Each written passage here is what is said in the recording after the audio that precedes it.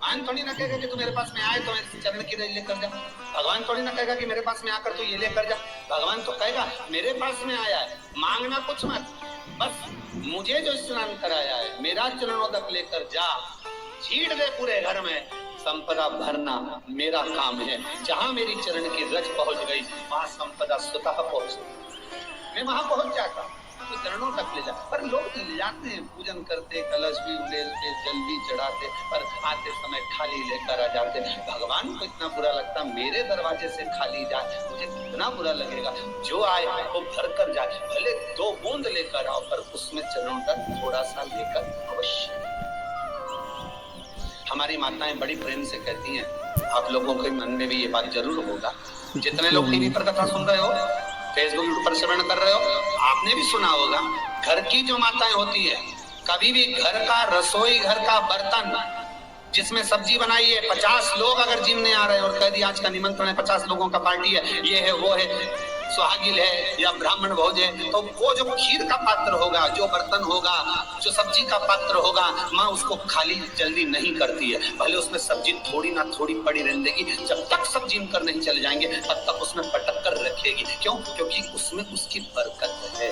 उसी तरह जल चढ़ाने के बाद हम जब लेकर आते हैं पात्र के अंदर, ये उसमें उसकी बरकत है।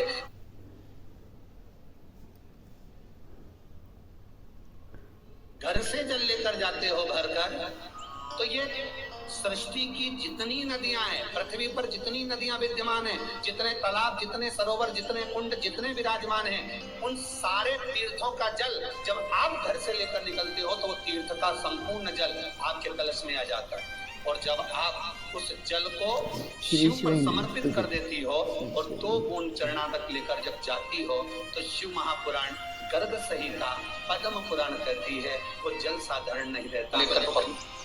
3 तरह का जल शिव को समर्पित होता है, और वो तीनों तरह के जल का अलग अलग भाव है हमारा। पहला जल सादा, घर से पानी लेकर गए, जल लेकर गए, शंकर को चढ़ाया, वो हमने घर का अपना एड्रेस बता दिया, भगवान शिव को जल चढ़ाकर अपने आनंद के लिए शंकर से कुछ प्राप्त कर दिया।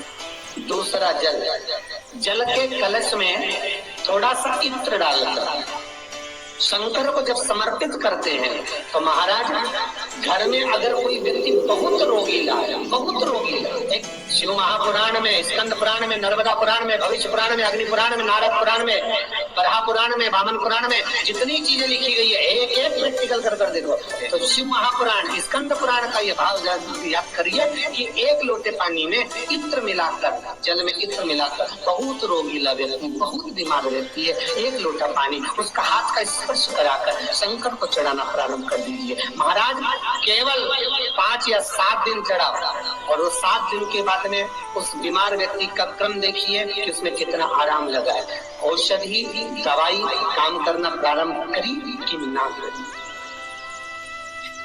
केवल इत्र समर्पित, इत्र का जल। तो पहला जल सादा, दूसरा जल है इत्र का, और महाराज तीसरा जल जो शिव महापुराण के अंतर्गत कहा गया है बेल पत्र का जल।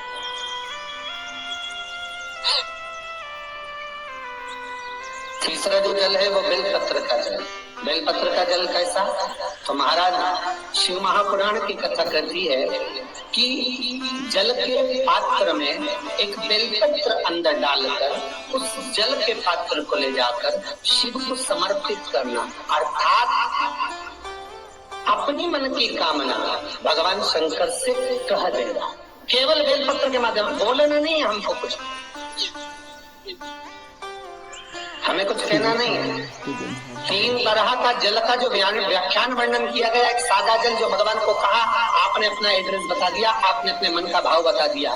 इत्र का जो जल चढ़ाया गया वो केवल रोग मुक्ति के लिए चढ़ाया गया। और तीसरा बेलपत्र, अगर उस जल में एक बेलपत्र भी पड़ी हुई है और वो बेलपत्र पड़ा हुआ जल आप जिस भाव से चढ़ा रहे हो, जिस कामना से चढ़ा रहे हो, शंकर वो कामना आपकी पूर्ण कर उनके लिए ये कथा।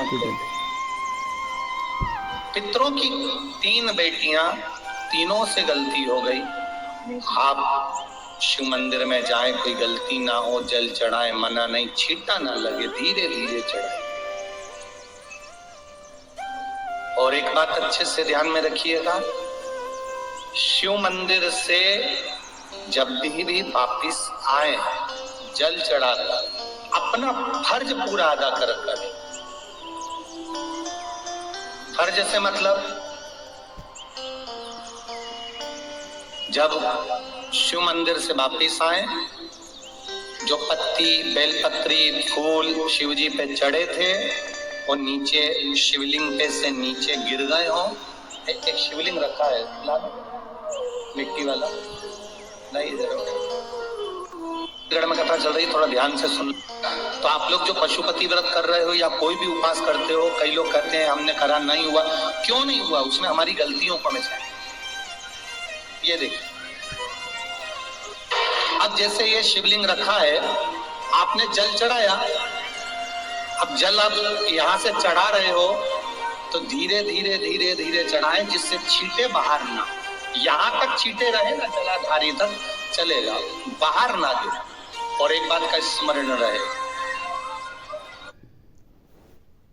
जल चढ़ाने के बाद ये सब अगर नीचे गिर जाए, जलाधारी पर गिर गया या नीचे उतर गया, तुम्हारा पूरा जल चढ़ जाए, तुम्हारे पास में चंदन, उसी से भगवान का वापिस पूरा श्रृंगार कर कर फिर वापिस आइए, भगवान को पूर्ण श्रृंगार।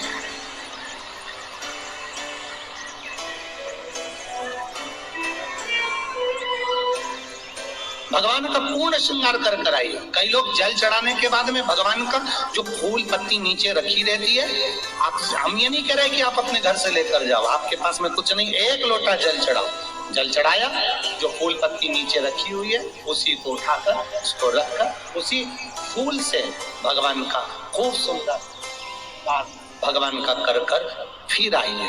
क्यों? शिव का जब हम श्रृंगार कर कर आते हैं, माता पार्वती जी ने देव अधिदेव महादेव का श्रृंगार किया है, आप लोगों के स्मरण में होगा।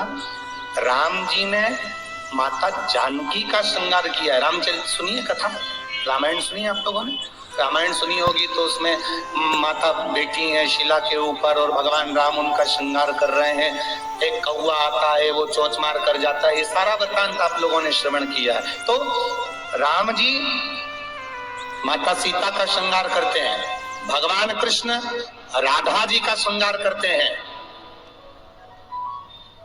केवल एक देव अधिदेव महादेव की कथा ऐसी है जिसमें पार्वती जी शिव जी का श्रृंगार करती है। शिव का श्रृंगार किस लिए?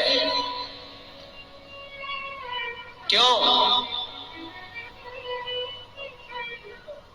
कहा जल चढ़ाने के बाद वहीं पर पड़ी हुई पत्ती से, फूल से, जो चढ़े हुए फूल हैं, चढ़ी हुई पत्ती है, चढ़ा हुआ निर्माल्य है, जो भी शिव जी का है, उसी को धोकर वापिस भगवान का श्रृंगार कर कर आना चाहिए। किस लिए? कि हे भोलेनाथ, जब मैं इस संसार सागर से जाऊं, अखंड सुहाग लेकर पूरी श्रृंगार कर कर इस धाम से जाऊं, ऐसी कृपा है। जो पड़ा हो,